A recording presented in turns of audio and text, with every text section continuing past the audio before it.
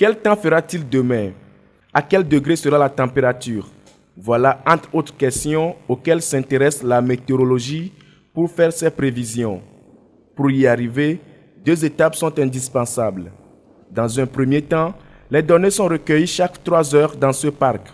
Ici, plusieurs instruments entrent en jeu, dont l'abri météo, le bac à évaporation et l'héliographe Campbell. Ici, nous avons l'abri météo dans lequel nous avons des instruments très importants. Par exemple, la température de l'air. Nous avons l'hygrographie, le pourcentage d'humidité dans l'air. Nous avons aussi la température maximale, la température minimale et l'évaporomètre. Ces instruments sont très essentiels dans la prévision du temps. Ici, c'est le bac à évaporation. L'eau est à l'air libre comme ça et elle s'évapore. Nous avons le jauge pour mesurer la quantité d'eau évaporée. Ça aussi, ça rentre dans plusieurs domaines. Par exemple, les barrages, tout ça là. Nous avons ce que nous appelons l'héliographe Campbell. C'est une boule sphérique et vous regardez là, les rayons du soleil sont concentrés et le papier brûle chaque fois.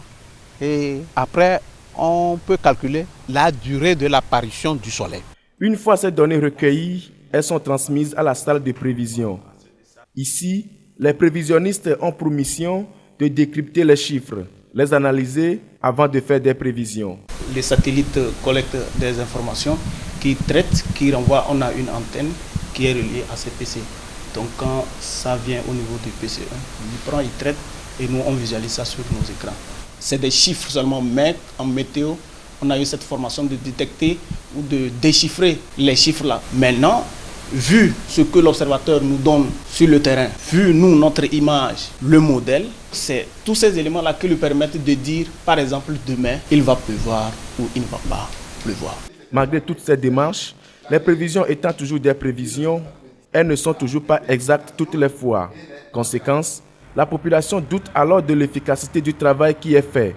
Pour les techniciens de la météo, certaines confusions apparaissent dans le langage de la population en matière de météorologie. Quand tu prends le médecin, il discute avec le malade et il le soigne. Il sait que c'est telle maladie, il le soigne, mais il finit après, on lui dit que le malade là est mort. De la même manière, nous, météo, tu dis que demain, il va pleuvoir. C'est plus compliqué pour nous parce que l'atmosphère, il change beaucoup. Tu vas dire que demain, il va pleuvoir. Et entre-temps, quand tu fais la prévision, tu vas dire qu'il va pleuvoir dans la région maritime, par exemple. Ce n'est pas forcément, c'est ce qui fait qu'on ne se comprend pas avec le public. Ce n'est pas forcément qu'on a dit maritime, là, c'est Lomé. Il peut pleuvoir à Tabligo ou même à 5 km et où nous sommes. Ici, il peut pleuvoir sans qu'il ne pleuve à Agoué. Par exemple, on dit qu'il y aura des orages. Les gens ne comprennent pas ce que nous appelons par orage. L'orage, c'est tout simplement le grondement de tonnerre. Il y a quelqu'un qui me demandait un jour, « Ah, vous avez parlé d'orage ?» Il n'a même pas vu un vent pour qu'on parle d'orage. Formation du personnel et formation de la population, surtout celle agricole. Tels sont là les 2 principaux objectifs que se fixent les responsables de la météorologie nationale. Des fois, il y a une première pluie, tout le monde se précipite et cultive, et puis voilà, après vient la période de sécheresse et tout se grille. Non, il faut absolument avoir une météo agricole bien développée, donc une formation dans les écoles spécialisées. Et deuxièmement, il faut être équipé, il faut former les gens. Quand les gens maîtrisent là, ils peuvent vous dire une prévision sur une semaine. La prévision est la principale mission de la météorologie, et cette prévision est utile dans plusieurs domaines. Alors, il est conseillé de consulter la météo avant d'initier quelque activité que ce soit, surtout celle agricole.